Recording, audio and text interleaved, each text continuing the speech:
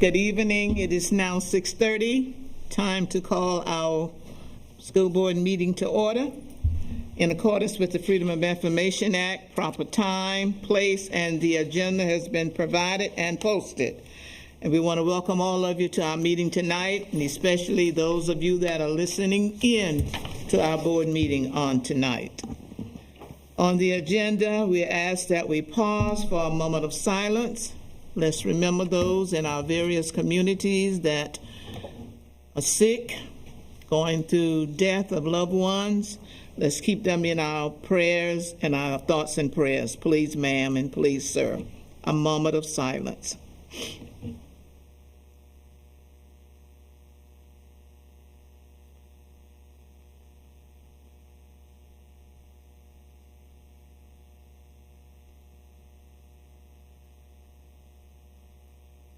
Thank you. And I guess we need to do roll call. Ms. Carson is going to be a little late. Ms. Vermel is going to be a little late. So we should have Ms. Pelzer, Reverend Brown. Here. Dr. Brunson. Here. Ms. Edwards. Here. Dr. O'Quinn. Here. Ms. Oma. Here.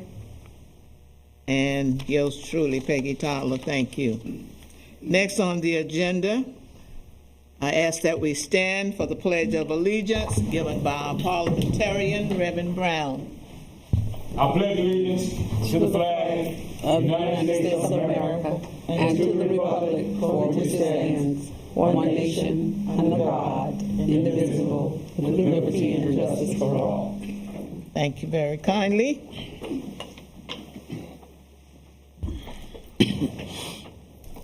Next, we will entertain a motion for the approval of our agenda for tonight's meeting.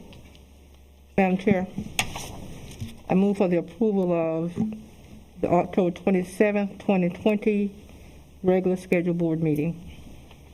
Second. It has been moved and properly second that we approve our agenda for tonight's meeting, October 27th, 2020 at 6:30. Are there any questions or comments? All in favor of the approval of the agenda, please let it be known by hand sign, please. Thank you. Dr. O'Quinn? in favor. Thank you very kindly. Next, we will entertain a motion for the approval of the minutes from October 13th, 2020. Madam Chair, I move that we approve our minutes from our special call meeting on the 13th. Second. It has been moved and properly second that we approve the minutes from our special call meeting on October 13th, 2020. Are there any correction, any discussion or comments pertaining to the minutes? If not, all in favor, let it be known by a sign of aye. Aye. Any opposes? Thank you very kindly. Next, we have information items, the superintendent's update. Thank you, Madam Chair, members of the board. You know, during these challenging times, this is my favorite part of the agenda, every board meeting, because whenever we have gone through what we've gone through, to celebrate and those individuals who are doing a phenomenal job, it gives you an opportunity to remember and refocus and understand why we're here, but also to congratulate those individuals who are going above and beyond. So if you would, indulge me for a minute here. If you can pay attention to the screens, I want to show a short video many of you may have seen, but I want to just bring back what I was able to be a part of last Tuesday as I traveled this school district with some special announcements. And I needed this boost of energy, and I needed to see these faces and hear the comments. You go out and you think you're going to say something uplifting to someone, but you end up getting more uplifting words in return. So if you could, focus your screen, and I want to recognize our support staff and teacher staff of the year.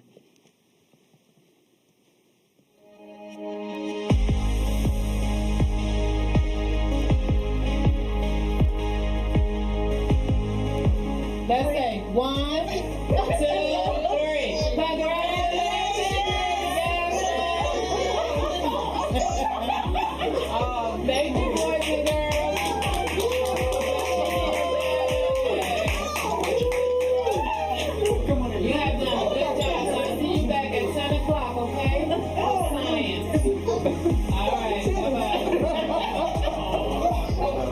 goes to show that your impact goes beyond the classroom. So, congratulations.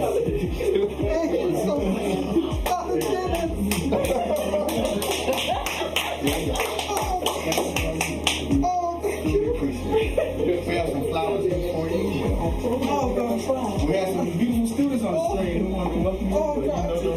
And I see all this way. I stand with medical. Yes. Oh, gosh, because I couldn't do it out there. Oh, God, the children. Take a picture. The only thing I can say, Ms. Gatson, is W, you're always willing. E, you excel at everything you do. And S, you support us in every way. And it's only the best at WES. We love you. Take a picture together.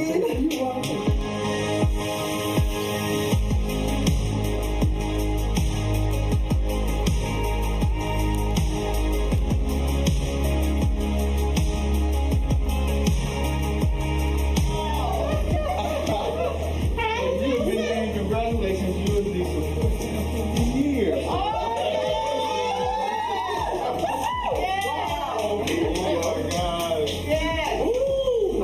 Give me practice this, so I gotta say it again. Can y'all say it again? Thank you, babies. Oh my God, congratulations. Great job. Oh, gosh. I don't know what to say. Class, excuse me. Thank y'all so much for the opportunity. Thank you. Thank you.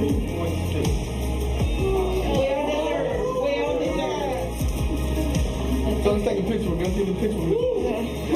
Hold the black. Okay, take it off. Wow. My face is a little bit, ooh, y'all got me today. I should have called Jeff. Hello.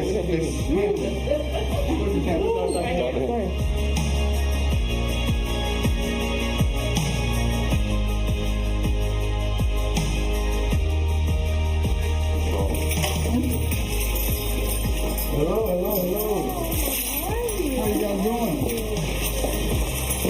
This Miss Sanders' room? It is? Where's Miss Sanders? Well, can y'all do me a favor and help me congratulate her for being named the District Officer Teacher of the Year? Y'all gonna say congratulations. You guys can be louder than that. Let's say congratulations.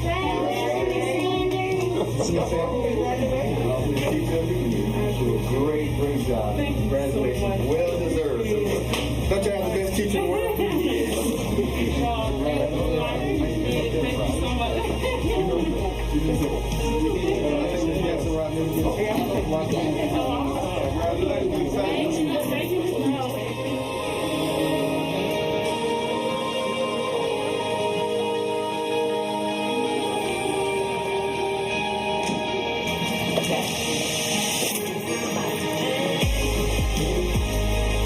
Well, good morning. How's everyone doing? We have a special announcement here. If I can get in front of the screen, we have some students here. Yes, I have one here. I want to congratulate Mrs. Lewis for being named the first ever District Teacher of the Year.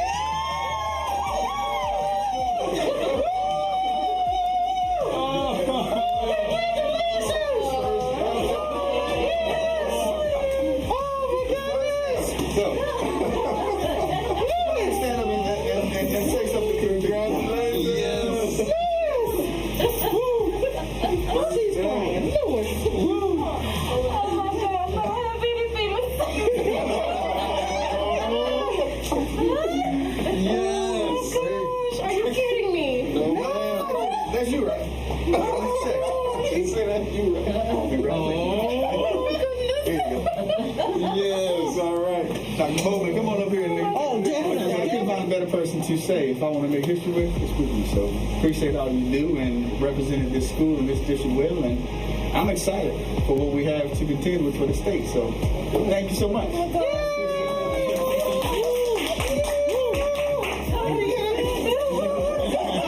If I saw you today, I'm not glad. I'm so happy. You are so deserving of this award. And Revlon is going to be super excited in just a few minutes because I'm going to yell it out on the mic.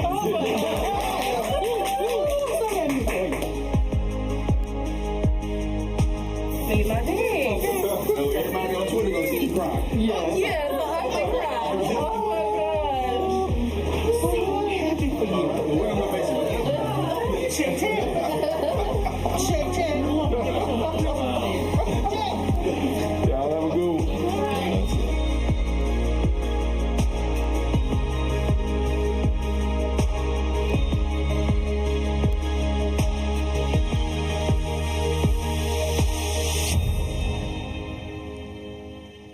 So, Madam Chair, members of the board, that's what it's about. It's easy to find ourselves engulfed in the challenges or maybe the things that are not so great. But if we take a moment just to sit back and we can see the greatness that's here in this school district and in the individuals that we have here working with our children. So I personally want to congratulate Mrs. Gatson for being our Alternative Support Staff of the Year. Ms. Rachel Wilson from Howard for being named the Support Staff of the Year. Jacqueline Sanders from Edisto Elementary for being named the Alternate Teacher of the Year. And Desiree Lewis from Revlon for being named Orangeburg Consolidated School District's first ever Teacher of the Year. All of these individuals are the first to represent the school district. So here's the neat thing that they don't even know about. I hadn't had the opportunity to tell them and wanted to make it public, and they'll hear it. What we're going to do, I've made a contact with Jostens, Thomas and Dusty Rhodes, and they're going to sponsor Teacher of the Year and Support Staff of the Year rings for these individuals. The neat part about it is not only are they going to sponsor the rings, they're going to be customized rings that they're going to design, and this design will be the ring that will be used for future Teachers of the Years and Support Staff of the Year. So again, this is a tradition that they'll establish, and they'll be able to say that for future Teachers of the Year, Support Staff of the Year, and we eventually will hopefully have a Principal of the Year and Assistant Principal of the Year as well, but they'll be able to design those rings customizable to Orangeburg Consolidated School District. So I look forward to working with those individuals and as they sport off and show off their rings across the state. And I'm excited about the state competition as well. I think we have a great shot. So, Mrs. Lewis, we're depending on you, and great job. Madam Chair, I have some other recognitions, but I'm going to ask if you allow me to table that for now. Moving forward, as always, I try to give an update on the COVID activity. Here in our school district, we continue to track the number of exposures and those individuals who had to quarantine or close contacts. To date, again, this goes back to March 16th. Today, we currently have 8 students who are under isolation, 15 faculty and staff who are under isolation for a total of 23. Right now, to date, we've had 9 students that have completely recovered, 55 faculty and staff that have completely recovered from either isolation and or close contact, totaling 64. Currently under quarantine, we have 4 students, 18 faculty and staff, and 22 for a total of 22. And those who have completely recovered, 2 students, 74, and for a total of 76, totaling 23 students that have been impacted, 162 employees for a total of 185 students and teachers across the district. And we'll continue to monitor this activity. In your photo, you also have I got this afternoon. I always get it maybe at 5 o'clock on the day of the board meeting from the State Department, the recent disease activity update. And this was as of the 22nd. As you can see, we've maintained and we've stayed in the moderate category, medium category. You will see on this spreadsheet that the upper part of the state has seen a huge increase. I believe all the states in the upper part of the state is now categorized as high. So we're doing a good job and don't know what has caused that. However, we're going to continue to listen to the science and move safely and methodically through so that individuals can do our very best to provide the highest quality of services to our students. The middle and high school return. As you guys are aware, we're set to transition our middle and high schools into a hybrid model starting on November the 2nd. We've been working with our principals as well, and had a great opportunity to spend some time with our high school and middle school principals. And they had an opportunity to see a school district that has rolled out a hybrid model, and they were able to see and talk to some of those individuals about what went well, what didn't go so well, but also they had an opportunity to see that we are prepared. It always warms your heart when you go somewhere and the individuals that you're going there to see and learn from turn to you and say, we need to come see you all. Because obviously you guys have done it the right way. We've had some challenges, and many of the challenges that we've had seems like you guys have made preparations for. Not saying that it'll be perfect, but I think the way we've done this and making sure that we not only have those proper precautions in place, but also accounting for the comfort level of our employees. That matters. The efficacy level that someone feels matters in how we implement that plan. So I wanted our principals to be able to see that, but also go back to their teachers and say, here's what we saw.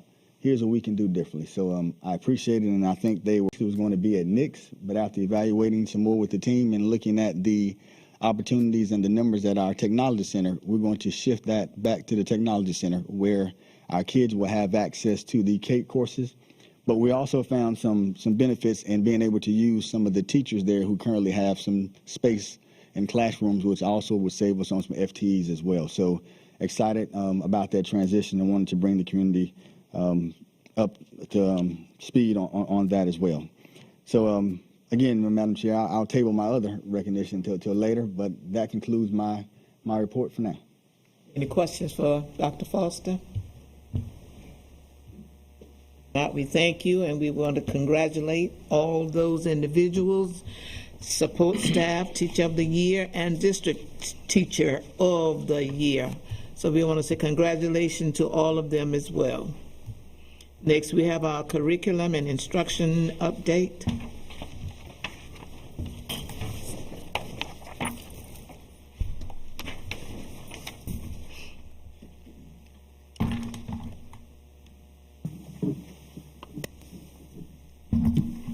Madam Chair, board members, Dr. Foster, we'd like to take this opportunity to share some information regarding our reentry plan. As you know, our elementary students have been in the buildings face-to-face for those who selected that option for a few weeks now, and we are now transitioning to middle and high schools having the hybrid option.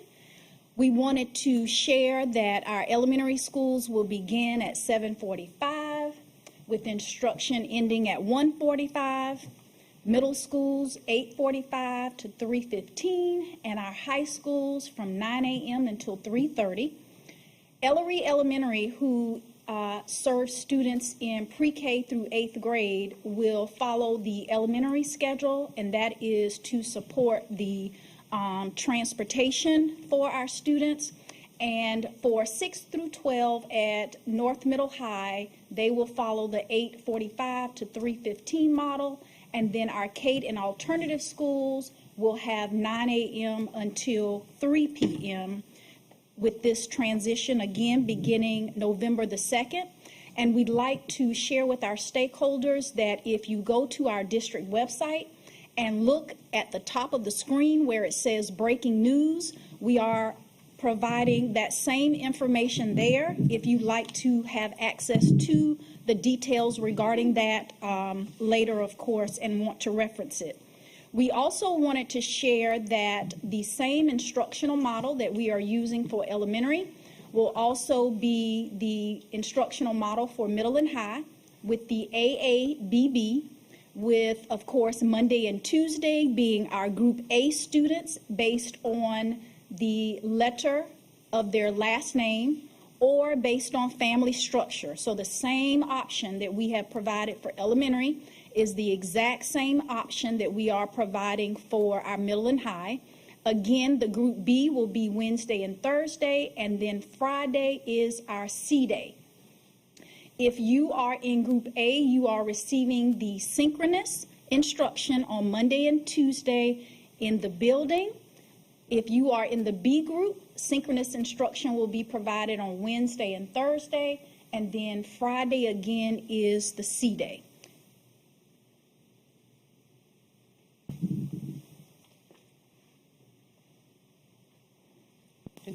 Just as a little bit of updated information regarding food service and how we're serving our meals while kids are all back in school now.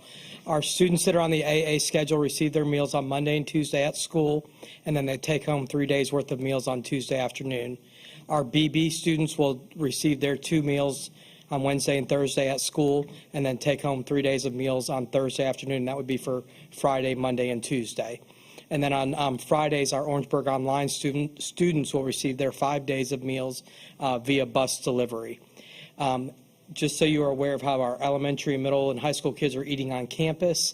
In elementary schools, their breakfast is delivered to their classroom, and then lunch is they go to the cafeteria because there are some choices to allow those kids to select their meal, and then they go back to their classroom to do that.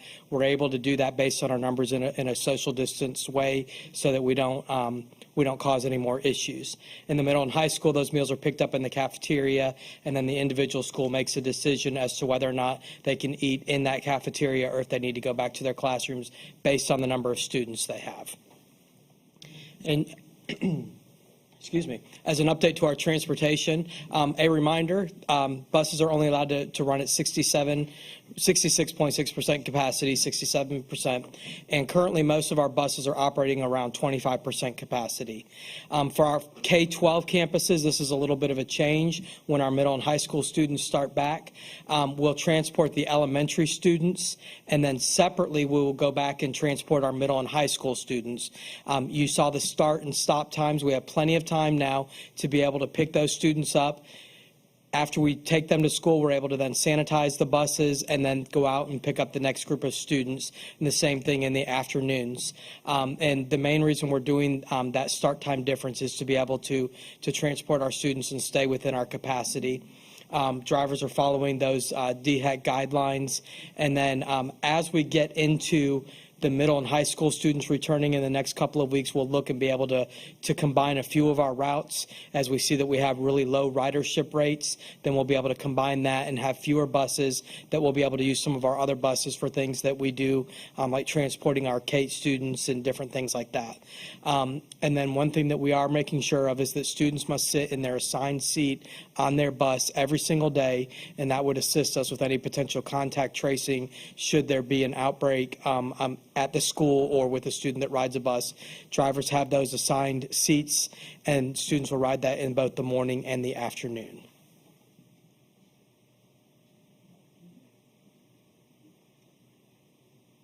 So again, our reentry information for all of our stakeholders is at the top of our district website in the breaking news section.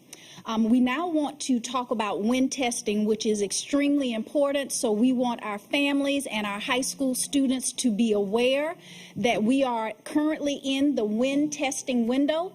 Wind testing is typically provided to our 11th grade students, but because of the pandemic and the close of school March 13th, we need to ensure that our 12th grade students now have the opportunity to engage in wind testing. And wind testing will be in the applied mathematics area, in the reading for information, and locating information. What is extremely important about this is that this credential that our students have the opportunity to receive allows them to be identified from the State Department of Education with our accountability measures as students who are career ready. So it is extremely important. And what we are listing here on the screen are those essential soft skills. Basically what we are having the opportunity to assess is situations that students would be in a real work environment. And this credential will say that those students are capable, qualified to work, go immediately into their career. We wanted to share with our stakeholders that we have 4 different levels that students can earn, which is bronze, silver, gold, or platinum. And there is a description there. We also want to share with our stakeholders that this information as well regarding when testing is also on our district website, breaking news at the top of the assessment. And again, at the top of the website. And we want our families to know that our students right now are being offered this assessment. They have the opportunity to take the assessment twice. They again can take the assessment in 3 different areas. If students are successful in one of those areas, they have the opportunity to go back and assess again in the second or the third area, but they do have more than one opportunity to take this assessment. And of course, we as Orangeburg County School District want to be able to identify at 100% of our students as being career ready. So this is the assessment that will allow them to do this. And again, 11th graders are typically our students that would take this assessment, but because of the pandemic, we are offering this to our seniors as well, and they will still have the opportunity to take this assessment twice. And then these are our testing dates, and we also have makeup testing dates. And you'll notice on the chart that schools do not have all of the same testing dates. This is done based on the number of students in that high school. So again, we want our stakeholders to be aware, and we want our students to be more than prepared to take this assessment and know that they have more than one opportunity to engage in this assessment.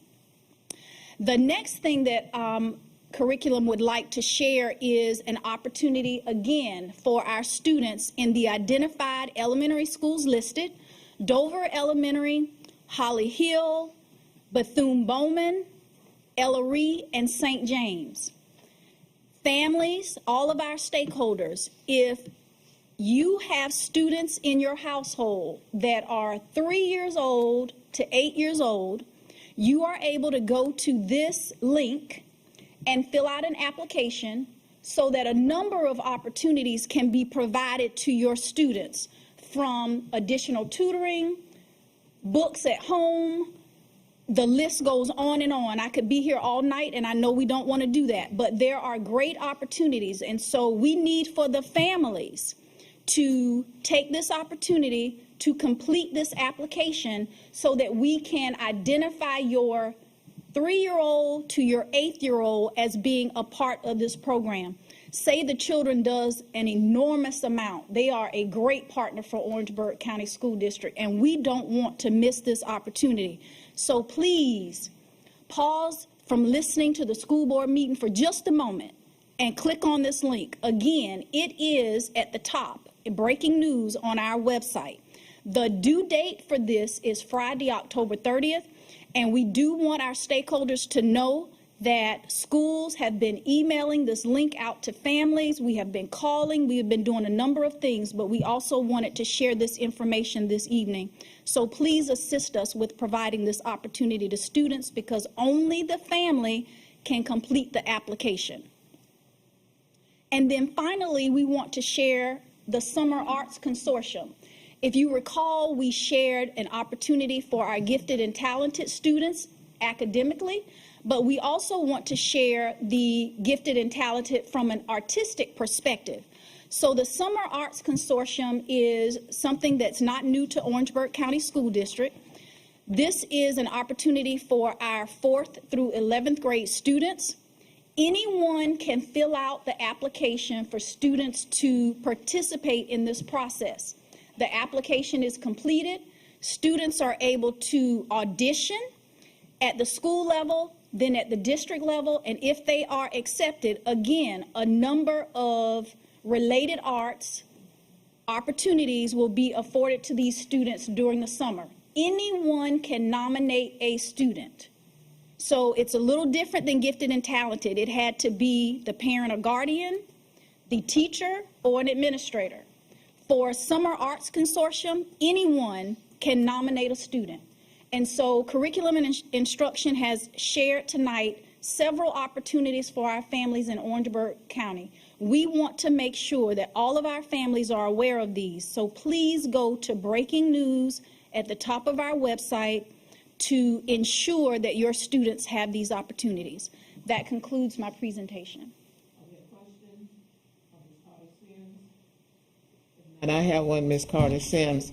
Under the schools, the elementary schools, Lockett Elementary, HKT Elementary, Edgeter Elementary, they do not fall under those schools? What Lockett will do is they will follow the elementary schedule, and because they share buses in those areas, and I don't know if Mr. Grant wants to add to that, but because they share those buses, they will follow the middle high schedule in that area. Okay, I'm talking about under the link that you just finished talking about, under Hooray, it's that time again? Oh, I'm sorry.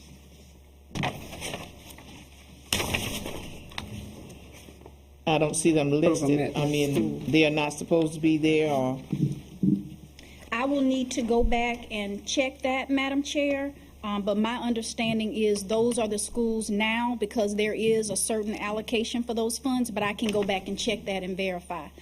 Lockett does have Save the Children, but there are various programs under Save the Children and sponsorship.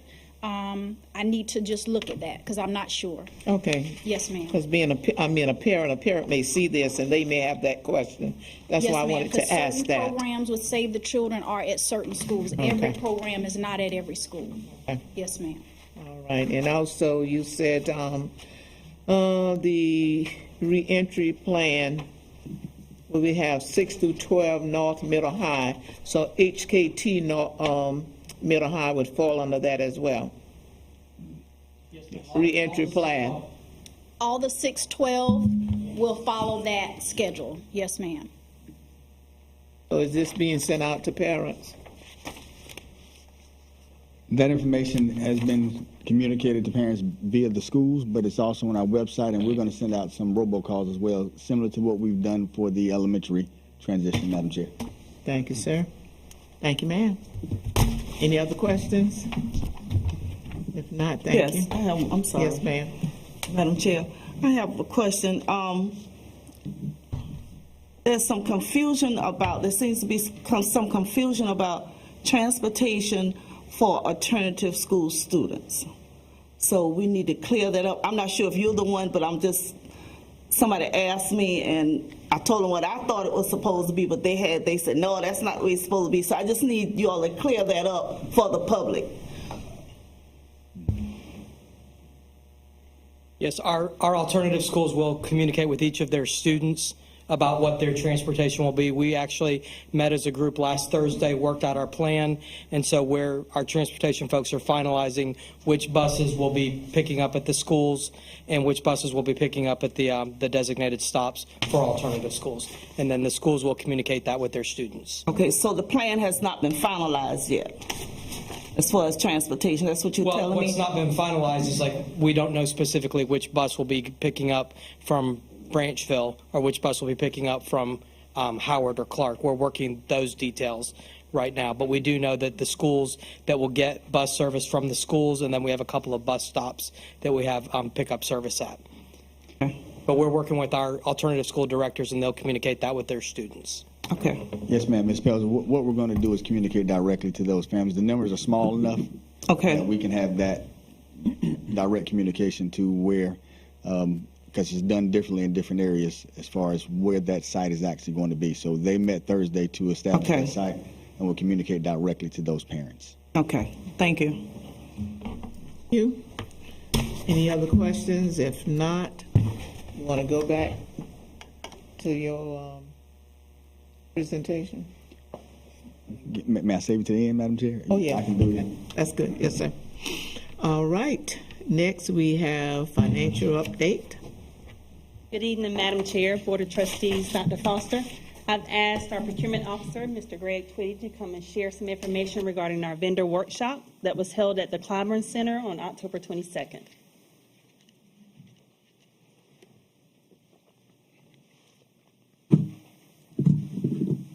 Madam Chair, Board of Trustees, Dr. Foster, good evening. I come before you tonight to talk about the vendor program that we had for local vendors, and we did have some that came in from other areas. On October 22nd, 2020, 10 a.m. at the Clyburn Center, we had approximately 30 vendors that showed up in person and virtually. We had painters, general contractors, printing companies, insurance agencies, delivery and courier service. The South Carolina Division of Small and Minority Business, Ms. Pam Green, the director, she did a presentation on their certification process. Some of the information that was provided was the vendor application for the district, SMBCC, which stands for Small and Minority Business Contracting and Certification. Applications was given out. Also, we talked about the RFP process. I talked about scoring and where we post the RFPs whenever we put them out for the public. Also, Ms. Green, again, she discussed the certification process for the individuals in the room and virtually. And this is a few pictures of me in action. I think I did a pretty good job there, and Ms. Green also. And those are the vendors we had. We had 9 that was in person, and we obeyed the DHEC regulation there about the social distancing, and they was masked up. Now, I want you all to take the time and go out and watch that wonderful program that we put on, and I've given you the directions. I put the arrow in purple so you can follow it and get to it and watch the video. Already, I think the last viewing of the statistics of the file, I saw 48 viewings, so you all can help with that to increase that.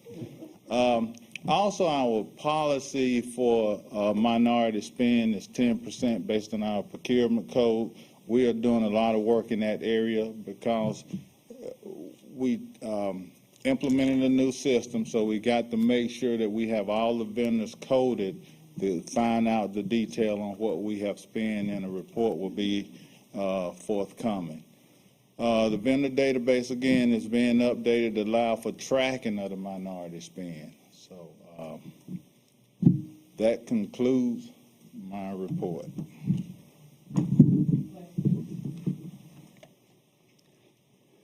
Madam Chair, if I could, I want to thank Mr. Twitty.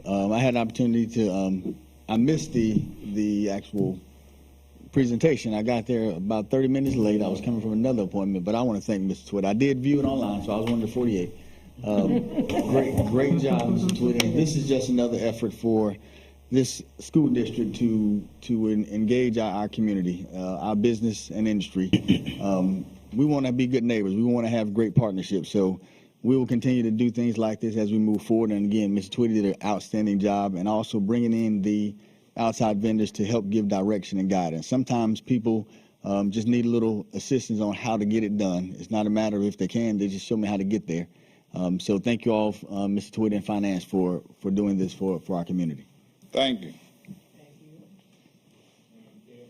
Yes. Comment. Yes, sir. Great presentation, and I want to commend you for putting it in layman terms. You know, so anybody could pretty much grasp and understand it.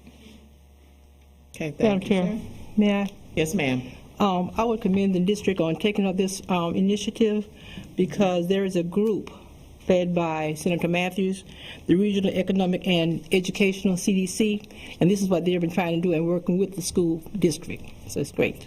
Well, yeah, if I can say something, I talked to one of those members today, Mr. Sidney Fulton. Yes. We talked today, and we talked about that committee. Right. And I send the vendor application to him, because all those members, I want them to complete that form and get that turned back in to me. So we're making every effort to try to meet, reach everyone, to help us kind of do what we need to do for us reaching that 10%. Thank you. All right.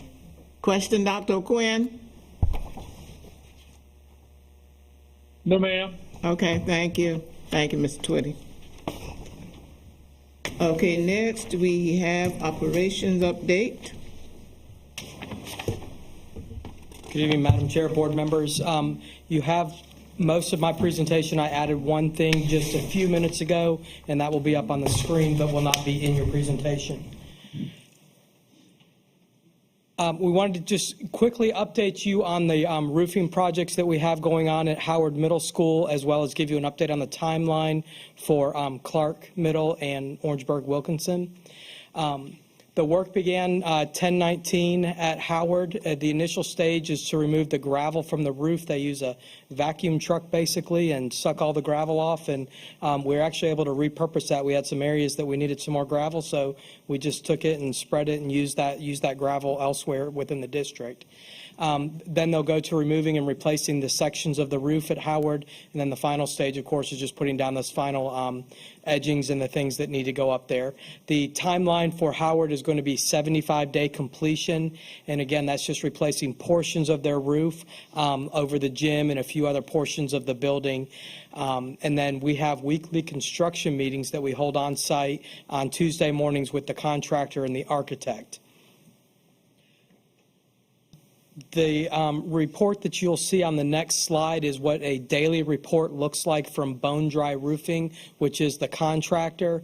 Is they'll give us a daily report of how far what progressed that day, and then any pictures to show that, and then they kind of will start giving a progression timeline of the percentages that are completed. So those are a couple of examples. The first one is just when the materials were delivered, and the second one was the beginning of that.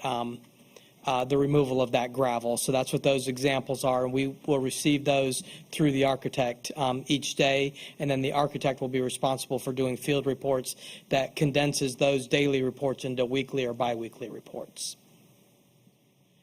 Just a couple more photos of what that work looked like. There's a lot of materials there, and just a photo of what that truck looks like with that long vacuum hose on top of it. So the timeline for Clark and OW, the Clark project will begin 2 to 3 weeks after Howard gets underway, and then that crew that removes the roof will go over there and begin working there. And Clark, it's a much larger scope. They're going to be removing and replacing a lot more of the roof there, and it's a larger facility. And then the OW project will begin after both Howard and Clark are mostly or completely completed, and that's going to be about 90 days. And OW is similar in scope to Howard in that it's going to be portions of the roof over the gym and a couple of other areas. And Bone Dry is the roofing contractor, and they'll be handling all three of these projects for us. Are there any questions in regards to the roofing before I move on to the slide that I added at the end? Questions? All right, we wanted to give you a little bit of information that's pretty new to us. It's back to business partnership with MUSC. These were just finalized over the last few days, and you'll hear more information. I just wanted to give you an overview of what that is. MUSC, the medical university, will conduct on-site visits to selected schools within our district, and what they're doing is they're helping to gauge how ready a school is with their environmental assessment and inspection of the operations, disease prevention workflow, and PPE usage. And then each school will receive a customized instruction manual based on those on-site visits. Some of our schools will get the on-site visit. All of our schools will receive the information and be able to do their own assessments. And then after those assessments are complete, MUSC will do a customized instruction manual for each of our locations. And this is at no cost to our district and will be funded completely by the State Department of Education. So we're appreciative of them and their efforts to do this for our district. Madam Chair, if I could add one other thing to this. The reasoning behind this, you have a plan in place, but it's always good to make sure you go back and revisit if your plan's working. But sometimes if you do it, it's like writing a paper. You don't edit your own paper because you're bound to overlook some errors. If you have someone else come in, and here's a body of experts, of epidemiologists and infectious disease experts from MUSC that would come in and say, this is what you guys have in place, this is working well. Well, here's some recommendations. It's never too late during this pandemic, as I've learned, to monitor and adjust. We're not going to wait till the end to make adjustments. If we can make them as we go to get better, that's what we intend to do. So this is just another measure that we're taking to ensure that our students and our teachers are safe as things change. So having that concierge desk is pertinent, because we can pick the phone up and say, here's what we're experiencing, and get research-based recommendations on how to respond to ensure we're keeping people safe. So this was a great partnership we're able to forge with the State Department. Elza?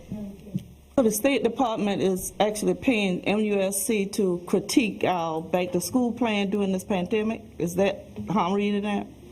Well, yes, ma'am. Well, let me say this. I'm not sure who's paying who. I know who's not paying, and it's us. We're not paying. This was whenever Okay. So basically what it is they have a team, and these are national renowned epidemiologists, award-winning, and we'll send a press release out eventually naming these individuals and who they are. They've been leaders in this corona pandemic and responses.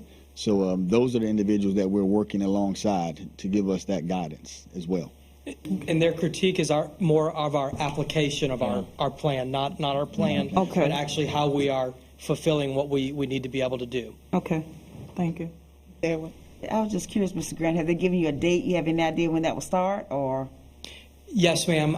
The schools that are being visited all have they have reached out to each of those principals and started scheduling those dates.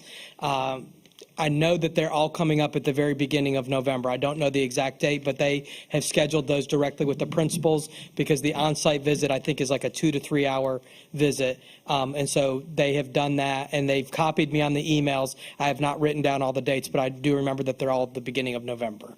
I just think that if they're coming in November, that's perfect. If they say we may get another surge, so that would be the perfect time for them to come. So thank you.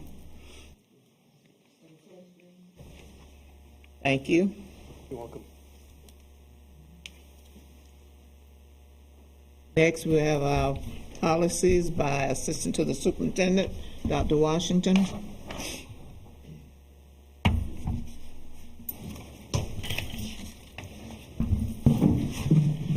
Good evening. Madam Chair, board members, Dr. Foster.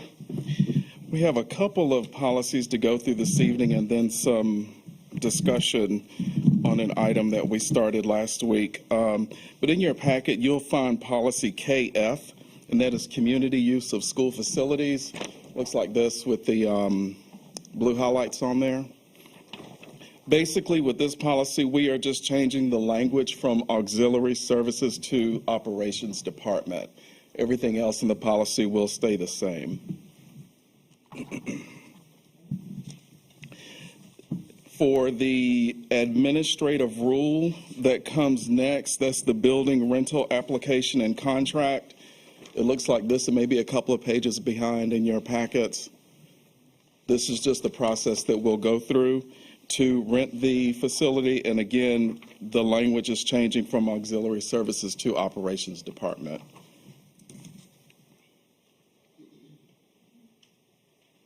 And then the second administrative rule that goes with this policy is the schedule of rates and rental of school facilities. It looks like this. And again, that's just the language that's changing to operations department.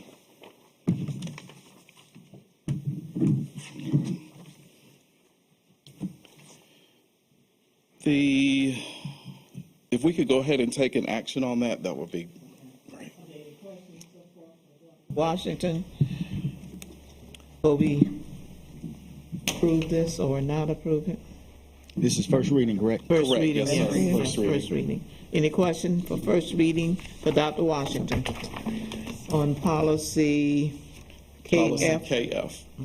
Madam Chair, I make a motion that we approve policy KF, community use of school facility, as presented for first reading.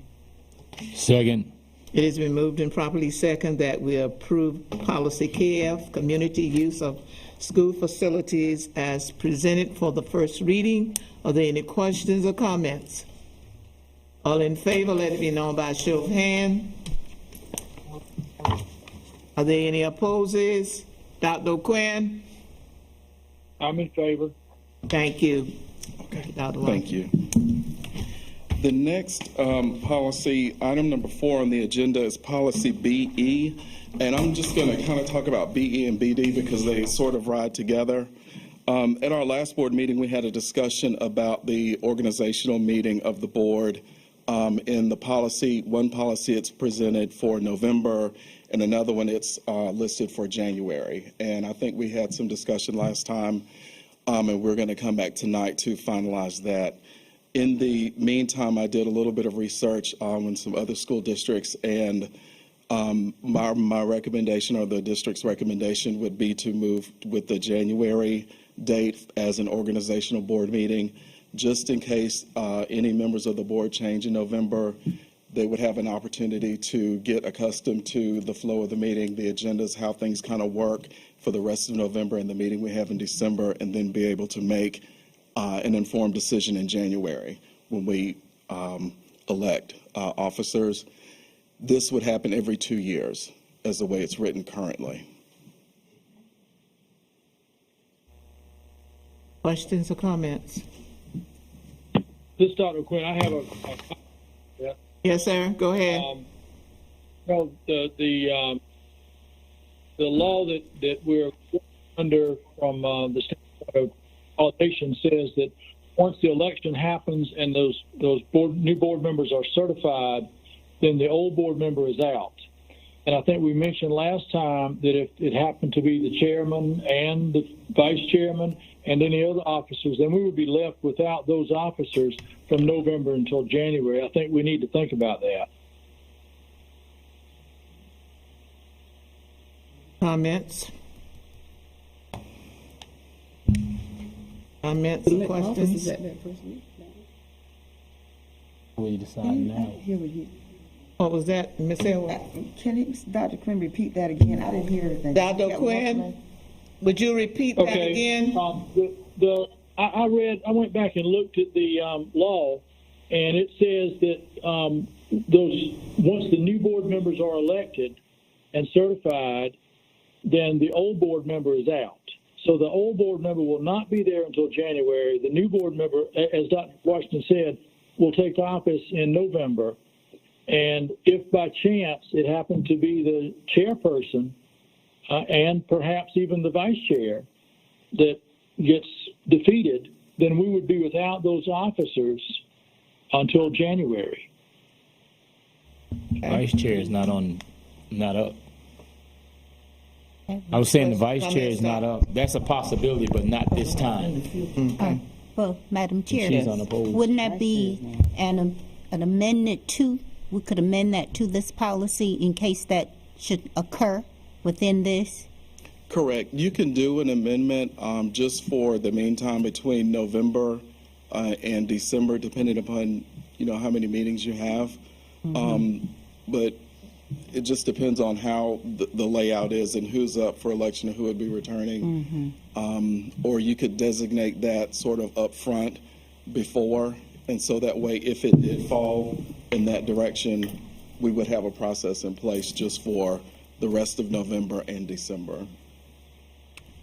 Madam Chair. Yes. And also, if that was to happen, then the next officer steps up, which would be, you have your vice chair and you have your secretary. Right. You fulfill those duties until you elect. Until January. Okay. Madam Chair? Yes, ma'am. Any other questions or comments before we move on for, we ask for a motion for that motion? Okay, I have a question. Yes, ma'am. Now, this is this something we have to decide now? This is the first read? I didn't hear you. This is the first reading? This would be the second reading for policy BE, board meetings. Well, what we talked about, Madam Chair, about the amendment, is that something we may want to amend, what you said, Ms. Carson, about putting that in just in case that does happen? To do it now? Madam Chair. He's absolutely right. He said the law is saying that. For clarification, yes, what Ms. Alma just said, the amendment is not necessary. Right. We already The have next something in officer would place. move up, which would be your secretary. So that's in here? Yeah. Okay. I don't know if it's in there, but I mean, Robert Rules of Order. Yeah, shall I say? Yeah. That the next officer, which would be your secretary, would move up. Okay.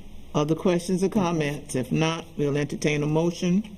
Madam Chair, I make a motion to approve the revised policy BE board meetings and changing the language to indicate the board will hold its organization meeting at the first scheduled board meeting Tuesday in January every 2 years as second and final reading. Fourth Tuesday? The first board meeting in January would be the second Tuesday. Okay. Okay. Mine says fourth. Okay, yeah, we're on BE, you see that? Second Tuesday. Second Tuesday, yeah. That's what we're changing. Okay. Okay. All right. Okay, it is, did we get a second? Second. It is been moved and second that we approve policy BE board meetings and changing the language to indicate the board will hold its organizational meeting at the first scheduled board meeting Tuesday in January every 2 years as the second and final reading. All in favor, let it be known by a show of hands. Dr. O'Quinn? I'm opposed. Okay. Motion carries. Thank you. So if we move on to item number 5BD, that is the organization of the board. And that same language is in there. This would be the first reading for that specific policy, but the meaning would carry the same for both. For BD. Okay. Question? Yes, on BD, that second, where we had each officer would serve for a 2-year term. Officers can serve no more than 2 consecutive terms. Is that something that we discussed later? Was supposed to be, because that would be 4 years instead of 2, correct? If they were to serve Yeah, two they were to terms, serve that 2 would years. be correct. Seems as though, I think, is this what we had before? Anyone else can remember beside me? I thought it was what we said, you would serve 2 years, 1 term. This specific policy was revised last March 12th at the 2019 meeting. This would have been the last time this specific policy was discussed. Madam Chair, again, for clarification, I mean, this is right. What you're saying is basically what we're facing now. Like a president can serve 2 terms, but he has to be reelected. We agreed back then that a person could serve as the chair for 2 terms, but you had to be reelected. We still had to have that organization after 2 years. And then once you've done it 2 times simultaneously, then you had to have someone else.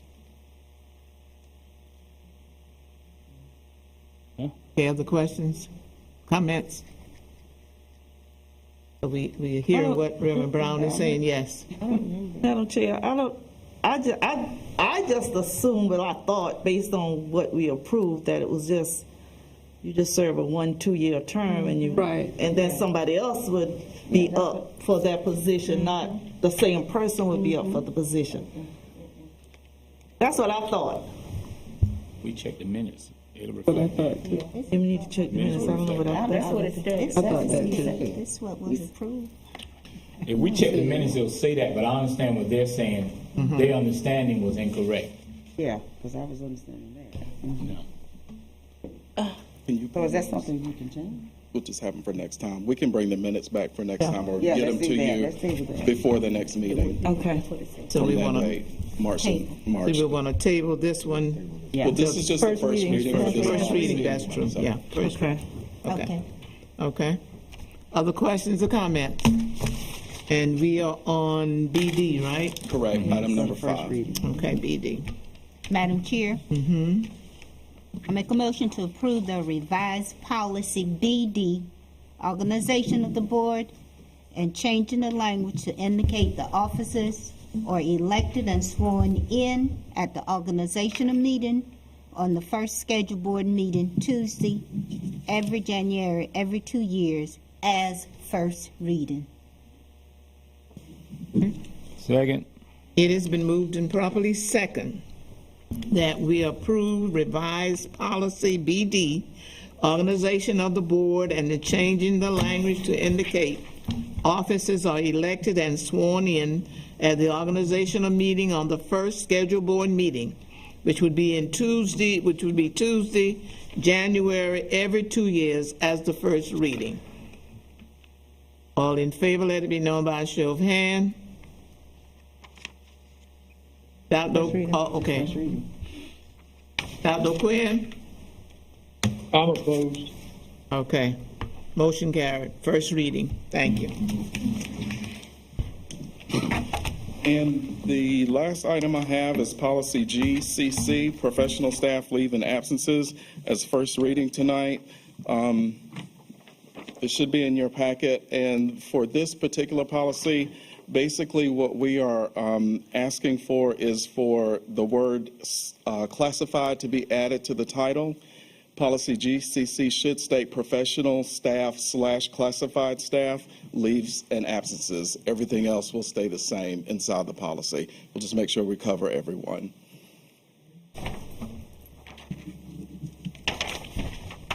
Questions, comments for Dr. Washington on that particular policy? Board policy GCC? Yes. If not, we're ready for a motion. Madam Chair, I make a motion to accept the recommendation from the district administration to include the word classified in both policy GCC to read policy GCC, professional classified staff leave and absences as first reading. Second. It has been moved and properly second that we accept the recommendation from the district administration to include the word classified in board policy GCC to read policy GCC, professional / classified staff leave and absences as first reading. Are there any questions or comments? If not, all in favor, let it be known by a show of hands. Are there any opposers? Dr. Quinn? I'm in favor. Thank you. Thank you, Dr. Washington. Thank you. All right, next we have Human Resources update.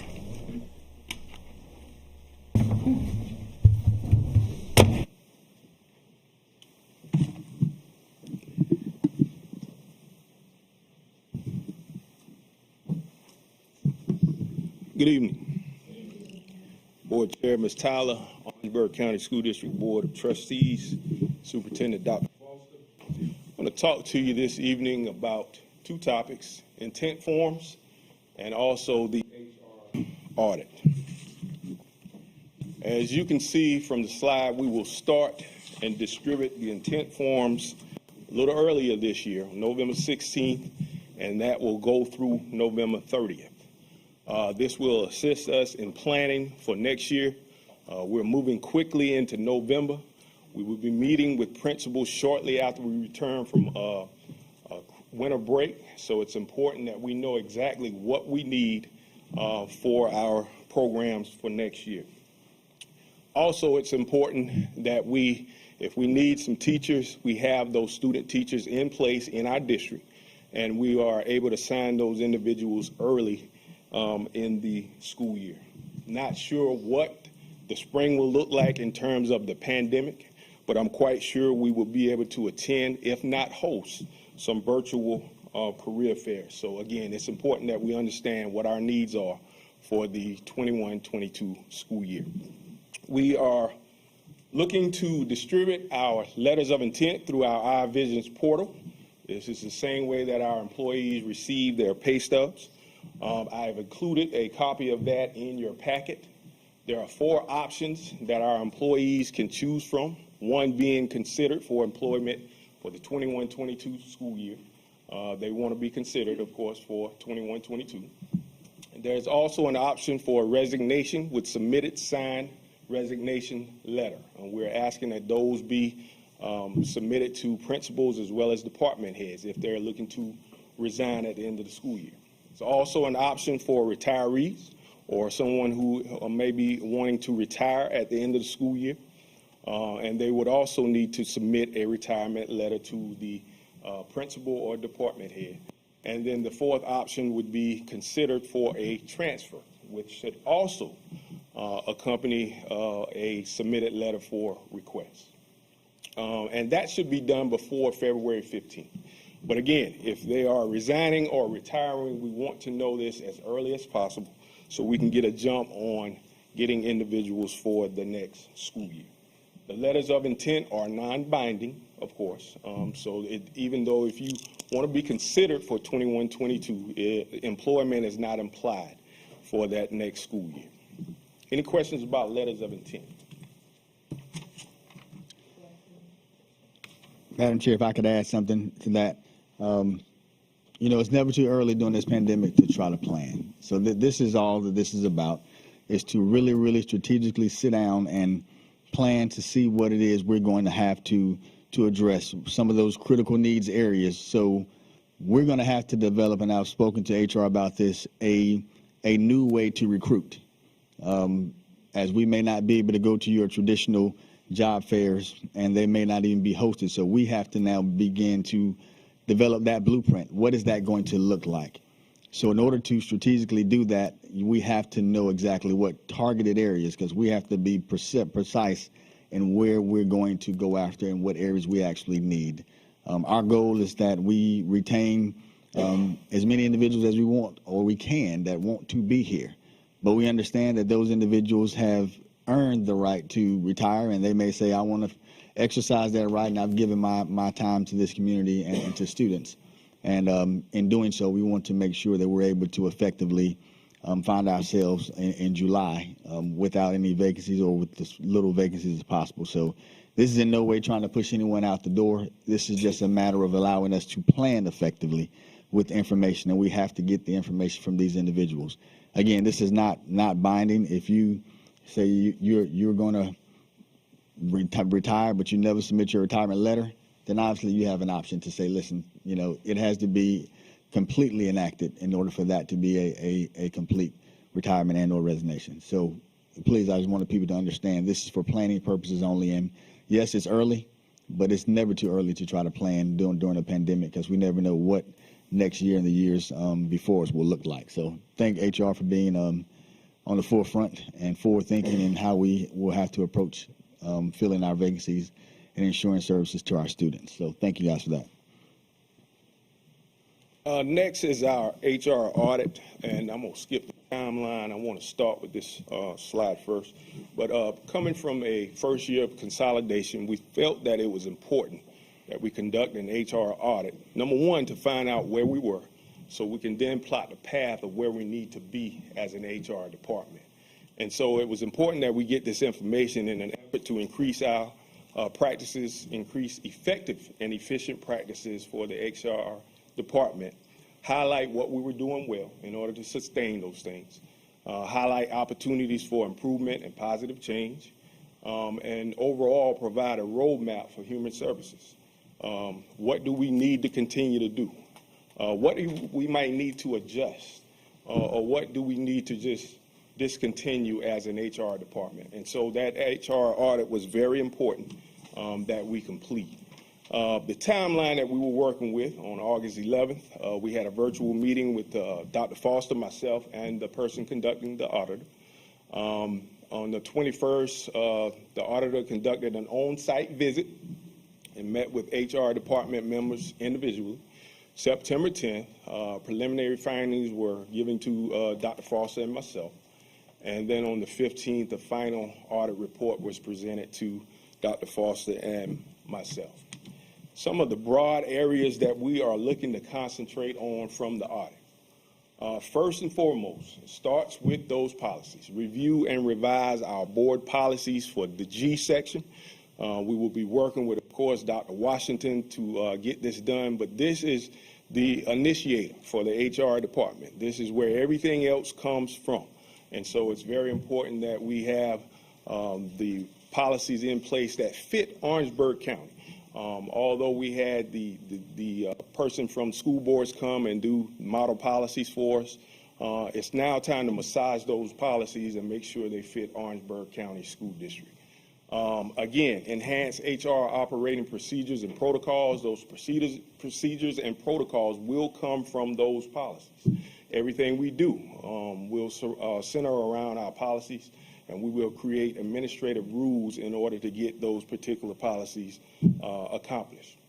Review and revise salary schedules, again, and that will include incentive and supplemental pays, and coaching, as well as any academic duties that someone may do. For example, if we want to provide supplements for a department head or something of that nature. So we need to look at those particular salary schedules. And we also want to be competitive as a school district as it pertains to those school systems that are around us.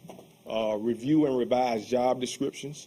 Of course, we want to make sure that all the information is included in those and meet the standards of the Fair Labor Standards Act as well as the Disabilities Act, making sure we have that language in place that we need to have for those policies. And then greater use of technology for efficiency and accuracy. We just talked a little bit about intent forms and sending those out with eye visions. That's very important that we do that. Positions and control, we talked a lot about that, making sure we're keeping up with positions so we can determine who's been in those positions, the history behind those positions, things of that nature. Electronic use of personnel files and making sure we have those at our fingertips, but also have them in a place where our employees can access them when they need to. So again, use of technology is very important, and we're moving toward that in the HR department as well. Are there any questions for me at this time?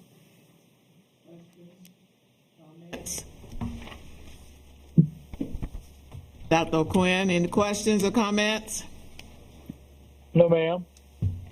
Okay, if not, thank you. Next, we will entertain a motion. Madam Chair. Sir. Oh, okay.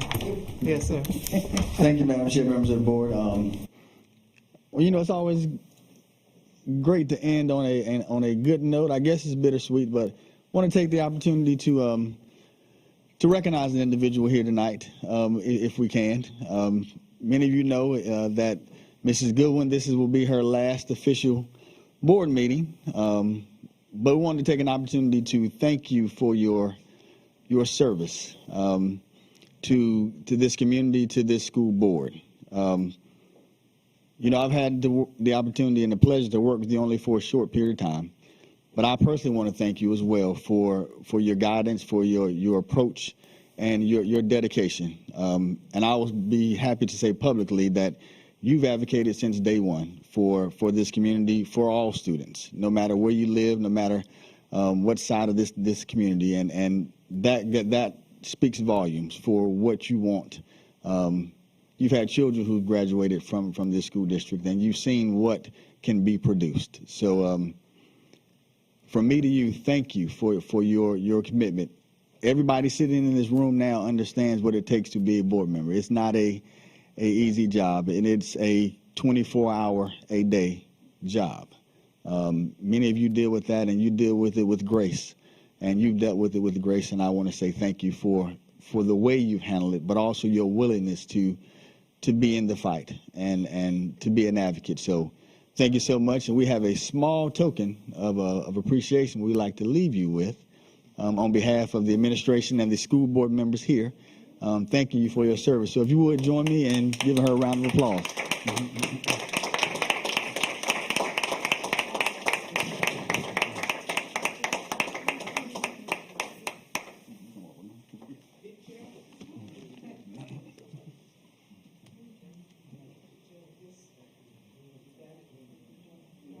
Thank you.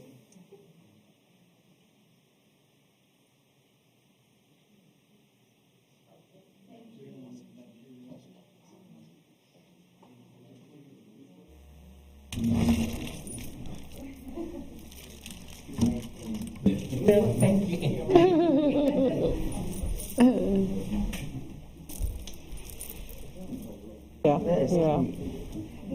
Sit on the floor. Sit on the floor, yeah. There you go.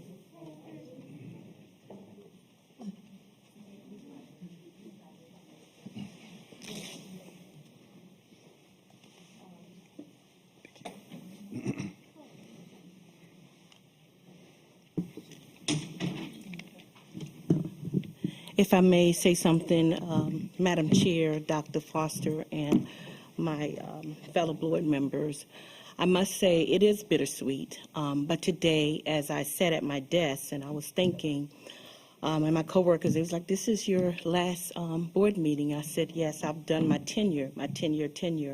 But I'm grateful because how I've traveled to meetings and traveled to conferences, and how God allowed His angels to keep me, never no hurt or harm come against me.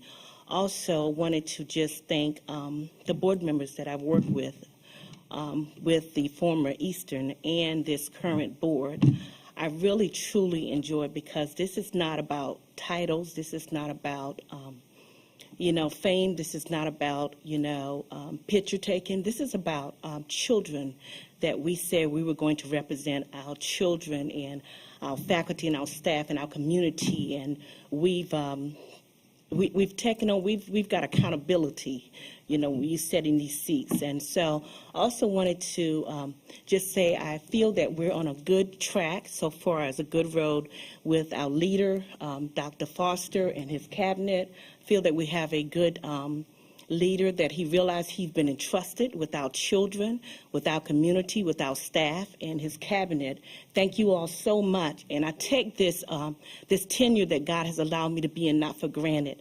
And I hope that every board member that sit as I speak, and also to whomever take these seats, and I hope it's some of the same ones, but know that this is not about anything. This is not about a personal gain. This is about our children and making the right decisions. Want to say thank you all, and I wish you best. And I know that we're on a great, great road with our leader, Dr. Foster. Thank you all so much. Okay.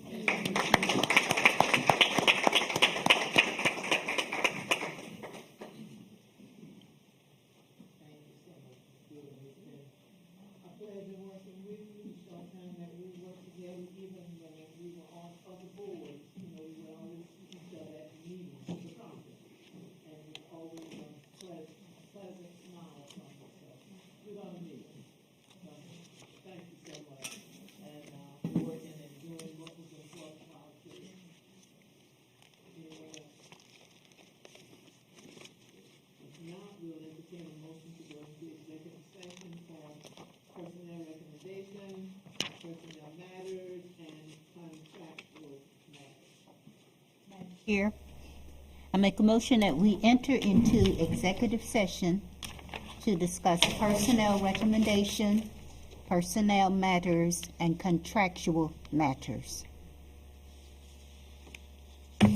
Second.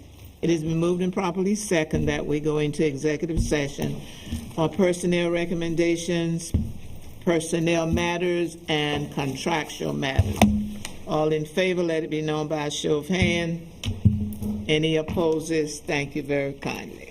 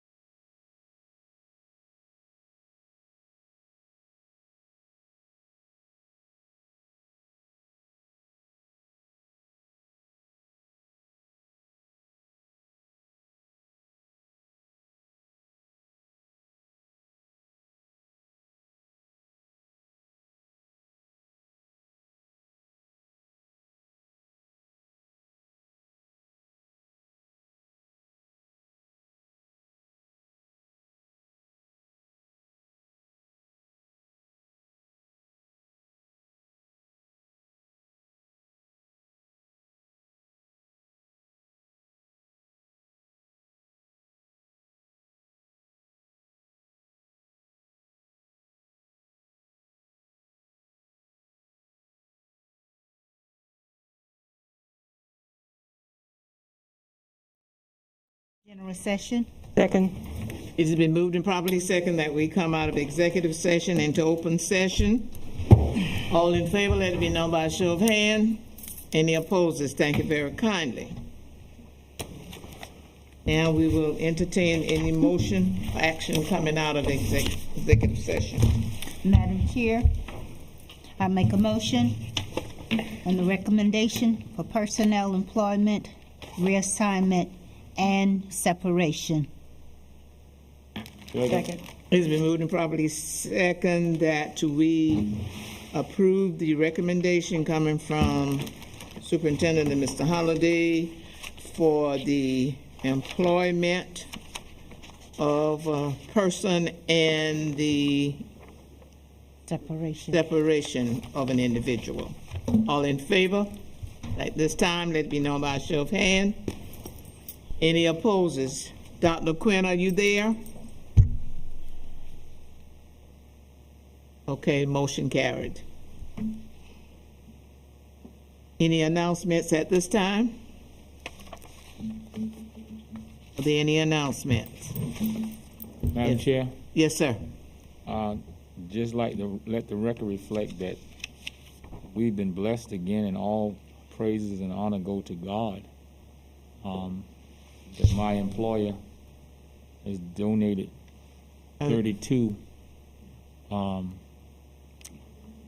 infrared thermometers to this district so that each school would have one. Yeah, in fact, Dr. Foster. Madam Chairman, well, let me first of all apologize to Reverend Brown for that. I meant to mention that earlier. Right.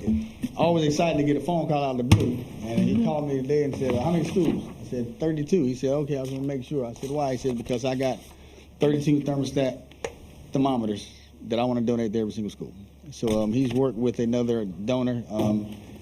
Last board meeting, he was able to bring forth the 1,500 face shields and the 5,000 student masks. So, again, thank this board for their commitment to student safety and health. That's just another resource that we can continue to provide to our schools. So, Reverend Brown, on behalf of the administration and the teachers of the school district, thank you for your commitment to their health and safety. So, thank you for that.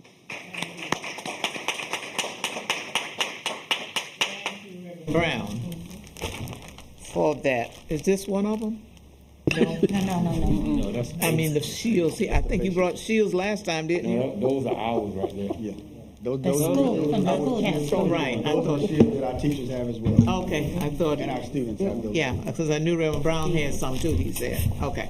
Thank you very kindly. Thank you for all that you do. And if there are no other announcements, our next board meeting will be November, second Tuesday, November 10th. That's the regular one, November 10th. There are no other announcement. At this time, I will entertain a motion to adjourn. Madam Chair, I make a motion that we adjourn until our next board meeting, November 8th? 10th. November 10th at 6:30 p.m. Second. It's moved and properly second that we adjourn this meeting tonight. All in favor, let it be known by a show of hands. Any opposers? Thank you. Dr. You get on? Okay, thank you very kindly. We will see you. And Ms. Goodwin, thank you for all that you have done for us.